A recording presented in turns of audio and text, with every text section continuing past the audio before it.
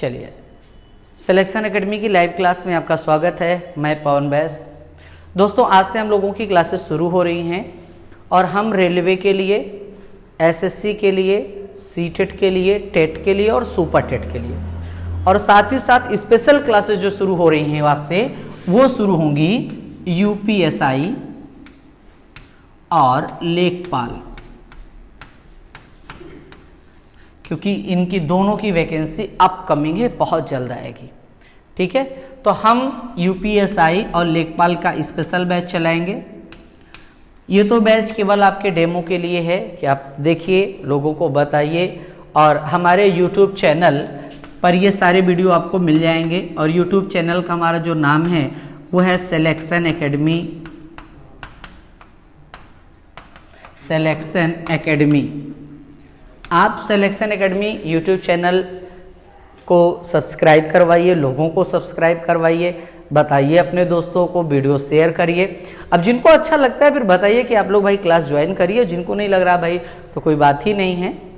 तो चलिए, आज हम लोग इसी व्यवस्था में एक शुरुआत करेंगे, एक नया टॉपिक पढ़ेंगे और उस टॉपिक का नाम होगा भारतीय संविधान में एक सबसे महत्वपूर्ण टॉपिक। ऐसे कहिए कि जितने भी एग्ज़ाम आते हैं, सारे के सारे एग्ज़ाम में आपका वहाँ से एक प्रश्न आ ही जाता है, वही पढ़ेंगे आज, जिसको हम कहते हैं आपातकालीन प्रावधान। तो आज के लिए हेडिंग डालिए, भारतीय संविधान का एक पार्ट है आपातकालीन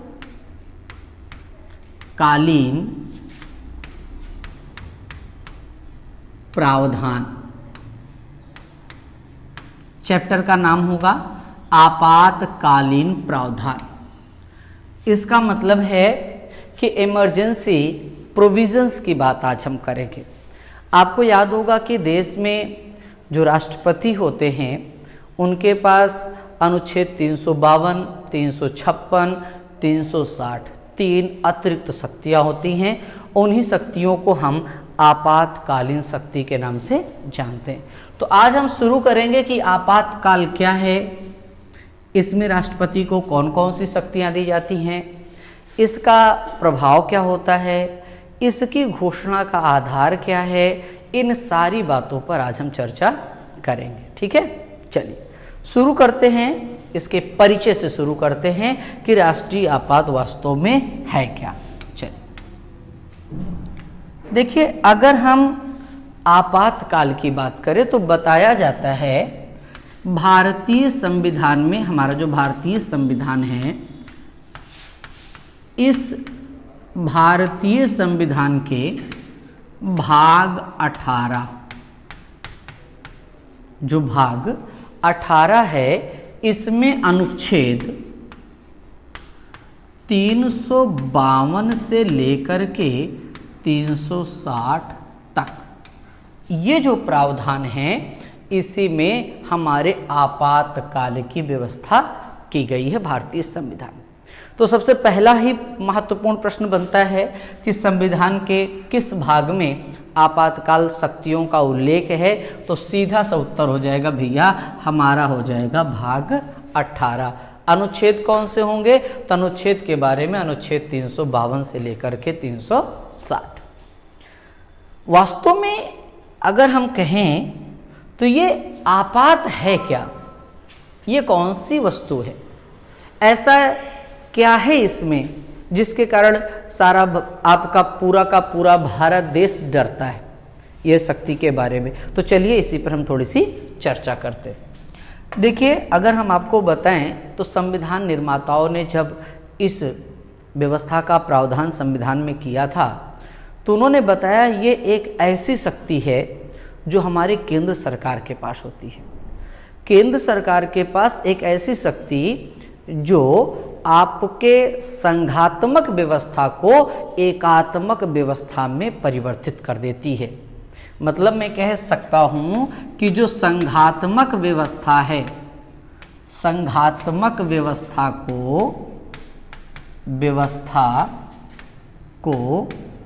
एकात्मक का मतलब होता है एकीकरण, एकीकरण के अंतर्गत ला देती है। अच्छा, इसका मतलब क्या हुआ? इसका मतलब है कि भारतीय संविधान में बिना किसी प्रकार के संशोधन के हमारा जो संघीय व्यवस्था है वो एक ही ढांचे में परिवर्तित हो जाता है। मतलब राज्य की जो सरकारें होती हैं ये सरकारें अस्तित्वहीन हो जाती हैं। इन सरकारों का कोई भी अस्तित्व नहीं होता है और केंद्र में कौन सी सरकार, पूरे देश में किसकी व्यवस्था शुरू हो जाती है? वो केंद्र सरकार, या ऐसे कह लीजिए कि जो राज्य सूची के विषय हैं उन सारे सूची के विषय पर पूर्णतया नियंत्रण आपके संघ का हो जाता है। अगर हम आपको बताएं, और ये नियंत्रण होता कैसे है? ये नियंत्रण भारतीय संविधान में बिना किसी संशोधन के पास, कोई संशोधन नहीं किया जाता है, उसके बावजूद भी यह व्यवस्था हो जाती है। जबकि अगर अमेरिका के संविधान की बात करें तो यह व्यवस्था भी अमेरिका के संविधान में नहीं है। इसीलिए जब संविधान सभा में चर्चा हो रही थी आपातकालीन प्रावधान पर, तो हमारे बाबा साहब भीमराव अंबेडकर जी ने कहा था कि ये जो शक्ति हमारे संविधान में होगी, या एक संविधान में एक ऐसी शक्ति होगी जो संसदनात्मक व्यवस्था को, या कह लीजिए संघात्मक व्यवस्था को एकीकृत व्यवस्था में परिवर्तित कर देगी। और यह शक्ति भारत के संविधान की एक अद्वितीय शक्तियों में से एक है। अब बात करते इसमें होती कितनी शक्तियां हैं। तो देखिए, अगर हम आपको बताएं तो बताया जाता है कि जो हमारा संविधान है उसमें 3 प्रकार के आपातकाल की व्यवस्था की गई है। 3 प्रकार के आपात, अगर हम आपात की बात करेंगे तो 3 प्रकार के आपात। चलिए, कौन सा है? नंबर 1, देखिए यहाँ पर संविधान में ये जो पॉइंट हम आपको पढ़ा रहे, यहाँ अनुच्छेद रटना अनिवार्य है। और बहुत ज़्यादा अनुच्छेद नहीं है, केवल 3 अनुच्छेद आपको रटने हैं बस। हम आपको बताएंगे कौन कौन सा। पहला होता है जिसको कहते हैं अनुच्छेद 352। इस अनुच्छेद 352 को आज हम राष्ट्रीय आपात का नाम देते हैं। ये है राष्ट्रीय आपात। दूसरा अगर हम देखें तो उसका प्रावधान अनुच्छेद 356 में है। ठीक है, ये जो 356 में है इसको आज हम राष्ट्रपति शासन कहते हैं। राष्ट्रपति शासन, ठीक है। इसके 2 और नाम हैं। देखिए, दरअसल में जब भी परीक्षा में पूछा जाता है तो यहाँ पर सीधा सीधा अगर ये पूछा जाएगा तो हम आसानी से लगा लेंगे। लेकिन अगर कई बार ऐसे घुमा के दे दिया कि भैया मुझे बताइए राज्य आपात,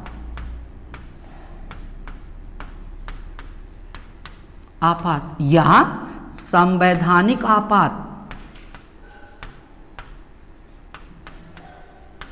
संवैधानिक आपात, ठीक है। ये तो मैं कह सकता हूं कि अनुच्छेद 356 है, इसको हम 3 नामों से जानते हैं। पहले का क्या नाम बताया आपने, बताइए। पहले का नाम है राष्ट्रपति शासन। दूसरे का क्या नाम है? दूसरा नाम होता है राज्य आपात। और तीसरा क्या है? संवैधानिक आपात। तो हम इन 3 नामों से इनकी बात करते हैं अनुच्छेद 356 की। जबकि अगर हम तीसरे की बात कर लें, तीसरा अनुच्छेद 360। देखिए, ये जो अनुच्छेद 360 है इसे आज हम वित्तीय आपात कहते हैं। वित्तीय आपात, इसको हम एक ही नाम से जानते हैं, ठीक है। अब याद कैसे करेंगे? कुछ नहीं, एक सीधा सा आसान सा तर्क है हमारे पास। देखिए, ये है 352, ठीक। 52 में 4 जोड़ दीजिए 56 होगा, और फिर 4 जोड़ दिए तो कितना हो जाएगा? 60 हो जाएगा। तो हम यहाँ से एक क्रम कह सकते हैं कि अनुच्छेद 352 में 4 जोड़ दिया 56, 56 में 4 जोड़ दिया 60, तो बना कितना आपका 52, 56, 60। 52 को राष्ट्रीय आपात नेशनल इमरजेंसी कहते हैं, जबकि 356 की बात करते हैं तो राष्ट्रपति शासन आम नाम है इसका। वास्तविक जो एग्जाम दृष्टिकोण से आता है उसको हम कहते हैं राज्य आपात और संवैधानिक आपात। एक बात थोड़ा सा समझने लायक है। एक बार प्रश्न पूछा गया कि राष्ट्रीय आपात का भारतीय संविधान में किस नाम से उल्लेख है, तो आप ध्यान रखेंगे हमारे भारतीय संविधान में ये जो आपका राष्ट्रीय आपात है जिसको हम 352 कहते हैं, दरअसल में राष्ट्रीय आपात शब्द नहीं है उसमें। तो शब्द क्या है फिर, तो उसको हम बता रहे हैं। वहां पर बताया गया है आपात, इसको आप ध्यान में रखेंगे, आपातकाल की घोषणा। ठीक है, अर्थात 352 को क्या कहा जाता है, 352 को कहा जाता है आपातकाल की घोषणा। ये जो नाम है ये नाम आपका कहाँ है जानते हैं, ये भारतीय संविधान में उल्लेखित है, जबकि ये राष्ट्रीय आपात शब्द का उल्लेख संविधान में नहीं है। ठीक है, इतना क्लियर हो गया। फिर से एक बार में समझ लीजिए, 352 को हम लोग राष्ट्रीय आपात कहते हैं, लेकिन वास्तव में इसका संविधान में जिस नाम से उल्लेख है उस नाम को हम कहते हैं आपातकाल की घोषणा। ये वास्तविक शब्द है आपका। ठीक है, और दूसरा जो हम 356 कहते हैं इसको राष्ट्रपति शासन कहते हैं। सामान्य रूप से राष्ट्रपति शासन कहते हैं, लेकिन वास्तविक अगर हम संवैधानिक रूप लें या एग्जामिनर का दृष्टिकोण लें तो फंस जाएंगे, क्योंकि इसको राज्य आपात और संवैधानिक आपात इन दो नामों से अलग जाना जाता है। ठीक है, और तीसरा कौन सा है, अनुच्छेद 360, इसको कहते हैं वित्तीय आपात। ठीक है, आप लोगों को समझ में आ रहा है? अगर समझ में आ रहा है तो आप ओके क्लिक करिए, ओके बताइए मुझे, हाँ समझ में आ रहा है। सारे लोग खोले बताएं समझ में आ रहा है। देखें,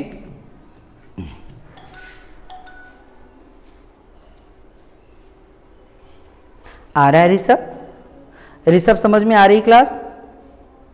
ओके लिखिए। ठीक है, बहुत बढ़िया बहुत बढ़िया। चलिए, दरअसल में क्या है कि अगर थोड़ी सी प्रॉब्लम हो रही है कहीं, तो हो सकता है कि आपका नेट कनेक्शन थोड़ा सा वीक हो, तो आप ऐसी जगह बैठिए जहाँ पर नेट कनेक्शन बेहतरीन चल रहा हो। बाकी अगर हमारी तरफ से कोई प्रॉब्लम आएगी तो हमारी टेक्निकल टीम हमारे ठीक बगल बैठी हुई है और ये सारा निदान करेगी, आप परेशान ना होइए। और आज हम लोग एक बेहतरीन ढंग से शुरुआत करेंगे, एक बेहतरीन क्रम में पढ़ेंगे, और ये जो टॉपिक हम आपको पढ़ा रहे हैं ये बहुत ही इंपॉर्टेंट टॉपिक है। और फिर से हम आपको बताएं, आपके जितने भी बैचेस ऑफलाइन हमारे यहाँ चलते थे, सारे बैचेस अब से ऑनलाइन चलेंगे। सेटअप तैयार हो गया है, व्यवस्था शुरू हो गई है। जो नहीं जानते हैं, जो अभी अभी जुड़ रहे हैं, उनको मैं बता दूं, वो सारे के सारे लोग आप ध्यान में रखेंगे, जितने भी लोग हैं, आप सिलेक्शन एकेडमी का ऐप डाउनलोड करिए। कहाँ से डाउनलोड करेंगे, प्ले स्टोर पे जाइए, गूगल प्ले स्टोर पे, वहाँ पर सिलेक्शन एकेडमी लिखिए और उसी को इंस्टॉल कर लीजिए। इंस्टॉल करने के बाद आप जो स्टूडेंट आईडी है वहाँ से आप लॉगिन कर लीजिए, और लॉगिन करने के बाद चैट करिए। ठीक है, चैट में मुझे बताइए कि आपको कौन सा बैच ज्वाइन करना है। ठीक है, और आप बताएंगे तो उसी बैच में हम आपको ज्वाइन कर देंगे, आप लाइव क्लास पूरा देख पाएंगे। ठीक है, चलिए, और बाकी अगर और कोई समस्या है तो आप हमारा जो नंबर है उस पर आप लोग कॉल करिए। आपको नंबर याद ही होगा सबको। जो नए लोग हैं इसमें जुड़े हुए हैं उनको बता दें कि अगर आप नए जुड़े हैं तो नए लोगों के लिए मैं बता दूं, हमारा जो नंबर है जिस पे आपको प्रॉब्लम होगी कोई, आप तो उसी पे कॉल करिएगा। वो है 80091581906। ये हमारा नंबर है, ये हमारी टीम का नंबर है। आप इस पे कभी भी फ़ोन करेंगे तो आपको कोई भी सोल्यूशन है, कोई भी प्रॉब्लम है, उसका सोल्यूशन टीम तुरंत देगी। ओके, तो चलिए ठीक है, पढ़ते हैं। देखिए, अब आज इसमें हम पढ़ेंगे क्या, तो इसमें आज हम सबसे पहले जो पढ़ेंगे, पहली हेडिंग आप लोग डालिए, जिसको कहते हैं हम राष्ट्रीय आपात। राष्ट्रीय आपात। ठीक है, अब अनुच्छेद कौन सा होगा, ये अनुच्छेद याद होना चाहिए, अनुच्छेद 352। ठीक है, चलिए अब बात आ गई कि राष्ट्रीय आपात क्या है। देखिए, अगर हम राष्ट्रीय आपात की बात करें तो हमारे यहाँ बताया गया है कि जब कभी वाह युद्ध हो जाए या आक्रमण हो जाए, ध्यान देंगे, पहला हो जाए वाह आक्रमण, दूसरा है युद्ध, और तीसरा है जिसको हम कहते हैं आंतरिक गड़बड़ी। आंतरिक गड़बड़ी, ये तीन आधार। पहले आधार को हम कह रहे हैं बाह्य आक्रमण, तीसरा क्या है, युद्ध है, और दूसरा युद्ध है, तीसरा आपका क्या है, आंतरिक है गड़बड़ी। अच्छा, कुछ लोग कह रहे होंगे भाई सर आप बता रहे आंतरिक गड़बड़ी, लेकिन हमने तो इसको पढ़ा नहीं, यहाँ पर तो किताबों में आजकल सशस्त्र विद्रोह आता है। तो देखिए उसमें कोई दिक्कत नहीं। दरअसल में इस आंतरिक गड़बड़ी के शब्द की जो परिभाषा थी वो अलग अलग लोग अलग अलग ढंग से दे रहे थे। सारे लोगों ने ये जो परिभाषा दी तो इस परिभाषा में भ्रम बहुत हो रहा था, इसलिए हमारे यहाँ संविधान संशोधन हुआ और आपको याद होगा 44वां संविधान संशोधन किया गया 1976 में। 44वां संविधान संशोधन 1976 के माध्यम से आंतरिक गड़बड़ी शब्द को हटा करके इसे कह दिया गया सशस्त्र विद्रोह। इसको क्या नाम दे दिया गया, इसको नाम दे दिया गया सशस्त्र विद्रोह। ठीक है, अब इसको हम जो कहते हैं वो कहते हैं सशस्त्र विद्रोह। ठीक है भाई, सबको समझ में आ रहा है? चलिए ठीक है, अगर देखिए समझ में ना आए ना तो आप लोग मुझे कमेंट जरूर करिए, वहां पर लिखिए कि सर समझ में नहीं आ रहा। ठीक है, कोई भी प्रॉब्लम हो आप बताइए, बेझिझक बताइए, हम आपके चैट को देख रहे हैं। ठीक है, हाँ ऋषभ क्या हुआ? अच्छा, मैं समझ रहा हूँ आप क्या कह रहे हैं।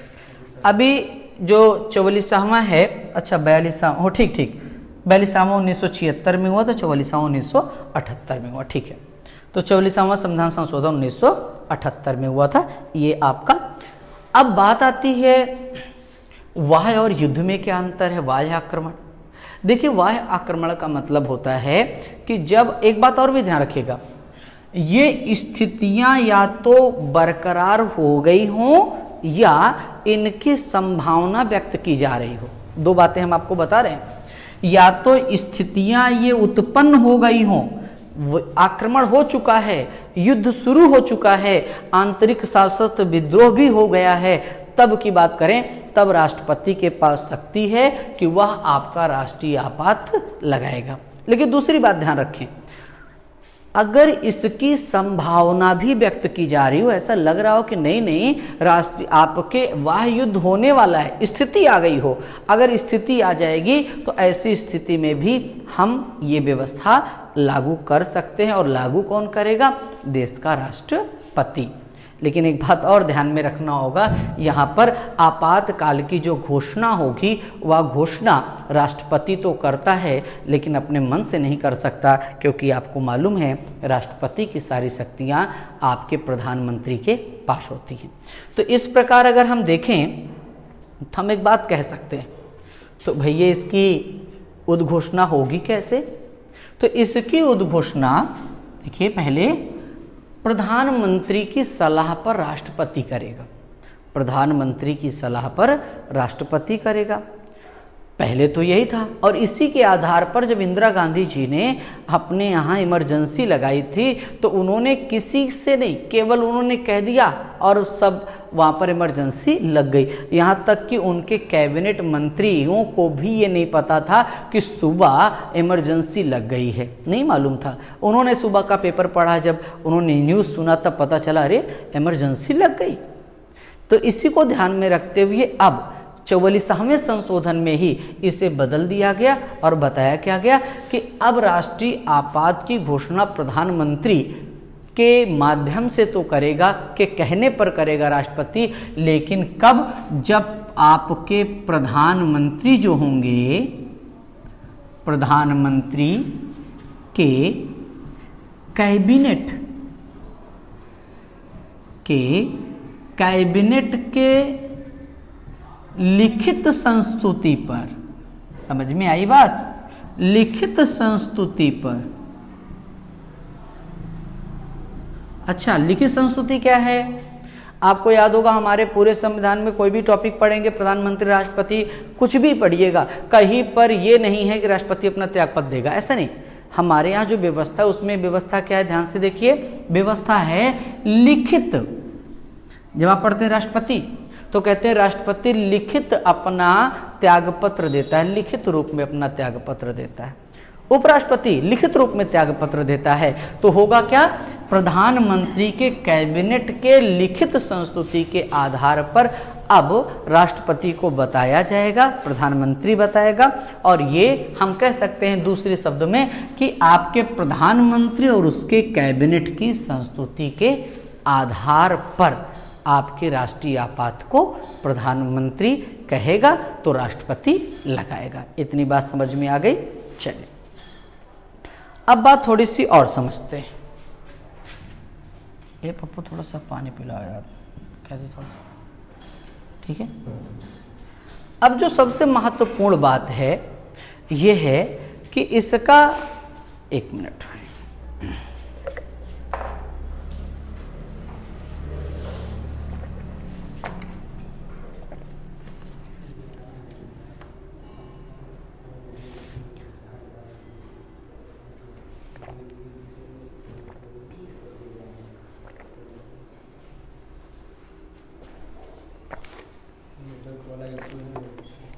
क्या हुआ? नेटवर्क इशू चल रहा है क्या? नहीं, जो बच्चे अच्छा,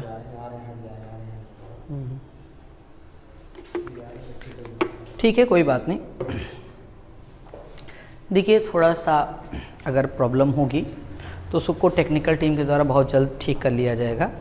बाकी अगर आप में से किसी को प्रॉब्लम आ रही है तो आप लोग ज़रूर बताइए, ठीक है।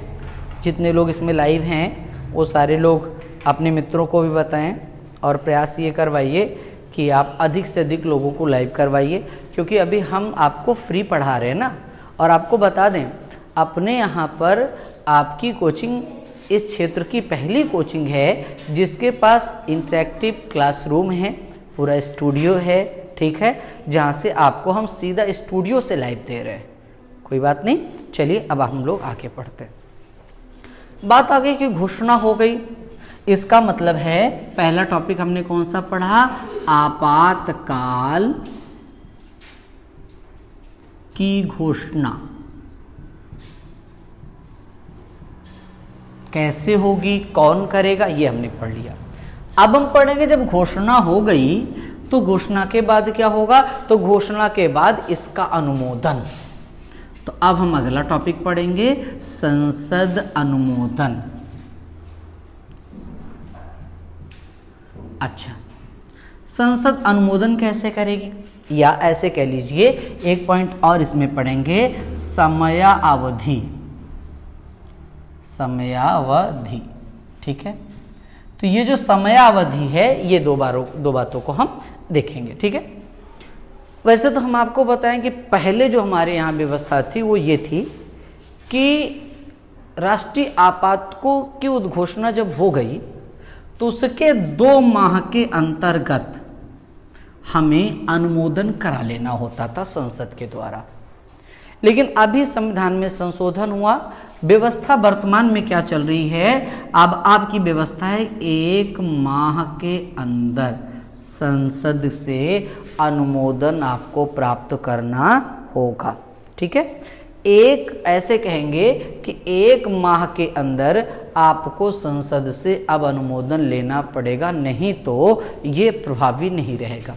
पहले कितना था? 2। एक बात और ध्यान में रखेंगे, थोड़ा सा यहाँ से हटेंगे हम टॉपिक से, लेकिन आपको एक कॉन्सेप्ट बता रहे हैं। अनुच्छेद 352 जिसको हम राष्ट्रीय आपात कहते हैं, इसके लिए 1 माह है। अनुमोदन का माह कितना है? 1। और इसके बाद चाहे हम बात कर लें आपके राष्ट्रपति शासन, राष्ट्रपति शासन की बात कर ले तो राष्ट्रपति शासन में जो होगा इसका अनुमोदन और वित्तीय आपात इन दोनों का अनुमोदन 2 माह। इन दोनों का अनुमोदन कितना होना चाहिए? 2 माह। फिर से समझें, अगर हम राष्ट्रीय 352 की बात करेंगे तो 1 माह के अंतर्गत, पहले तो सब 2 माह था, लेकिन संशोधन होने के बाद 1 माह का राष्ट्रीय आपात और बाकी राष्ट्रपति शासन और वित्तीय आपात की जो बात करेंगे ये अनुमोदन 2 माह के अंतर्गत होना चाहिए। और सबका अनुमोदन कैसे होगा? सबका अनुमोदन का एक आसान सा तरीका एक लाइन में सीखिए। देखिए, सुनिए, ध्यान से सुनेंगे तो आपको समझ में आएगा। देखिए, पहले तो लोकसभा से इसका अनुमोदन कराना होता, संसद के दोनों सदनों से अनुमोदन होता है, ठीक है। दूसरी बात क्या है, मान लीजिए लोकसभा भंग चल रही है, तब क्या होगा? अगर लोकसभा भंग चल रही है तो इसे राज्यसभा में अनुमोदन करवा लीजिए, ठीक। और जैसे ही राज्यसभा से अनुमोदन हो जावे और जब लोकसभा अस्तित्व में आवे तब ध्यान रखेंगे कि उस समय उसे 1 माह के अंदर, पहली बैठक के 30 दिन के अंदर उसका अनुमोदन लोकसभा से हो जाना चाहिए। अगर लोकसभा से अनुमोदन नहीं हुआ तब ये इसका प्रभाव नहीं रह जाएगा। बात समझ में आई? नहीं समझ में आई? एक बार फिर से देखिए, हम आपको बता रहे कि अगर राष्ट्र इसके अनुमोदन की बात करें तो संसद के दोनों सदनों के द्वारा इसका अनुमोदन किया जाता है, पहली बात। अब बात आई कि सर लोकसभा अगर भंग चल रही है तो क्या होगा? तो कोई बात नहीं है, राज्यसभा से अनुमोदन कराइए, लेकिन जब लोकसभा अस्तित्व में आवेगी तो उसके 30 दिन, उसकी पहली बैठक के 30 दिन के भीतर इसका अनुमोदन आवश्यक होगा, ठीक है। और अगर अनुमोदन हो गया तो बात आई भाई कितने दिन तक चलेगा? तो आप देखिए, इसे 6-6 माह पर अनुमोदन करा करके आप अनंत काल तक बढ़ा सकते हैं। अर्थात कह सकते हैं कि प्रत्येक 6 माह पर अनुमोदन आवश्यक, अनुमोदन आवश्यक। बात समझ में आई? और कब तक आवश्यक है? कब तक? अनंत तक।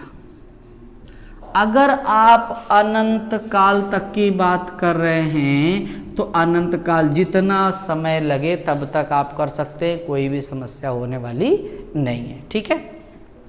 यह है कि बार बार आपको अनुमोदन करवाना पड़ेगा। हाँ, एक बात और, जब ये राष्ट्रीय आपात आपका चल रहा हो तो इस समय हमने आपको शुरू में ही बताया था कि केंद्र शक्तिशाली हो जाता है और राज्य सरकारें जो होती हैं वो अस्तित्वहीन हो जाती है, लेकिन उनका विघटन नहीं होता।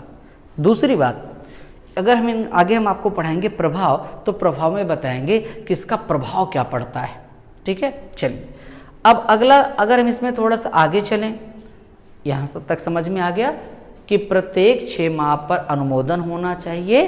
अनुमोदन के बाद 6-6 माह बढ़ाइए। कितने समय तक बढ़ा सकते हैं? अनंत समय तक बढ़ा सकते हैं, ठीक है। चलिए, अब बात आती है कि भाई इसका हम समापन कैसे करेंगे।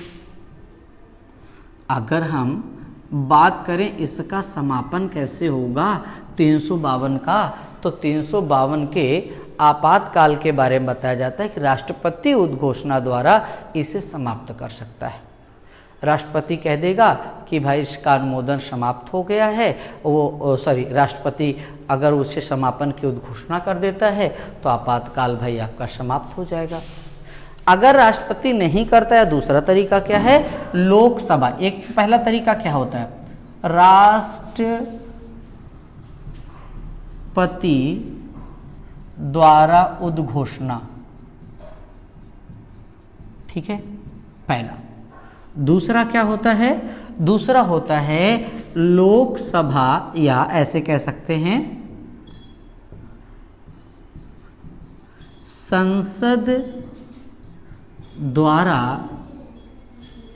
अनुमोदन ना देने पर,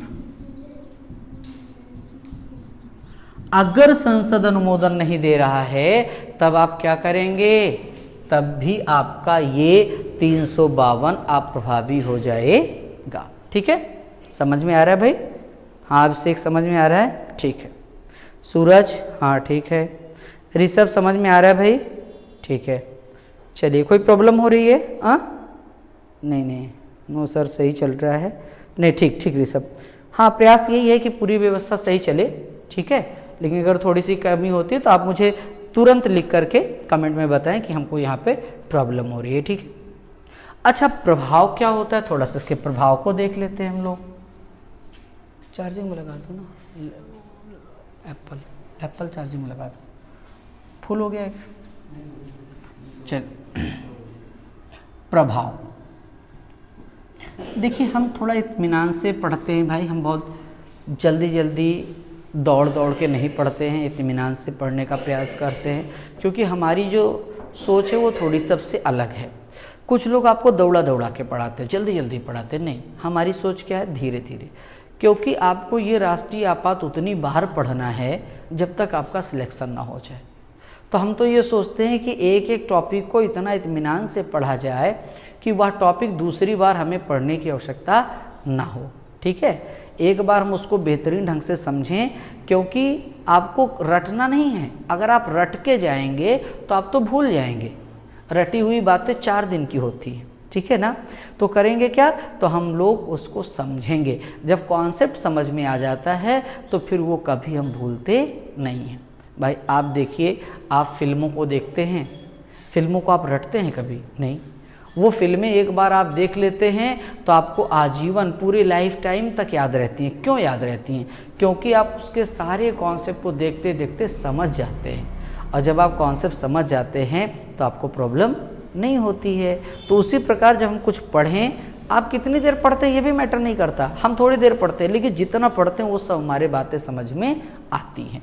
तो हमारी तो आदत है कि थोड़ा आराम से पढ़ाने की, कि एक एक कॉन्सेप्ट हम आपको आराम से पढ़ाएं और बच्चे को आसानी से समझ में आए भी। ठीक है, चलिए अब बात क्या करते हैं प्रभाव में। तो पहला प्रभाव इसका जो पड़ेगा, ध्यान से देखें, प्रभाव जो पड़ेगा इसमें हमने आपको बताया था, देखिए, राज्य सरकारें निलंबित हो जाती हैं। सरकार प्रभावहीन, लेकिन ध्यान में रखेंगे इनका विघटन नहीं होता है। सरकारें रहती हैं, अगर इमरजेंसी खत्म हो गई, 352 खत्म हो गया, तो वो प्रभावहीन से प्रभाव युक्त हो जाएंगे, उनका प्रभाव होगा। लेकिन जब तक इमरजेंसी है तब तक वो प्रभावहीन हो जाएंगे, पहली बात। दूसरी बात, संसद को राज्य सूची पर कानून बनाने का अधिकार होता है। संसद को राज्य सूची पर, तो जो राज्य सूची है ना, उस पर भी कानून संसद बना सकती है, ध्यान में रखेंगे। और तीसरी सबसे बड़ी बात है, आपको याद होगा, राष्ट्रपति के पास एक शक्ति है जिसको हम कहते हैं अनुच्छेद 352। अच्छा, 352 क्या है? 123, अनुच्छेद 123, अध्यादेश जारी करने की शक्ति। अध्यादेश में क्या होता है, राष्ट्रपति अध्यादेश जारी करता है, लेकिन संघ सूची पर, राज्य सूची पर नहीं। लेकिन यहाँ पर क्या होगा, इसका प्रभाव होगा कि आज राष्ट्रपति राज्य सूची पर अध्यादेश जारी कर सकता है। हाँ, अगर हम राष्ट्रपति की बात करें तो राष्ट्रपति आज अध्यादेश जारी कर सकता है, किस पर? आपके राज्य सूची पर। जबकि अभी तक क्या था, अभी तक इसकी राज्य सूची पर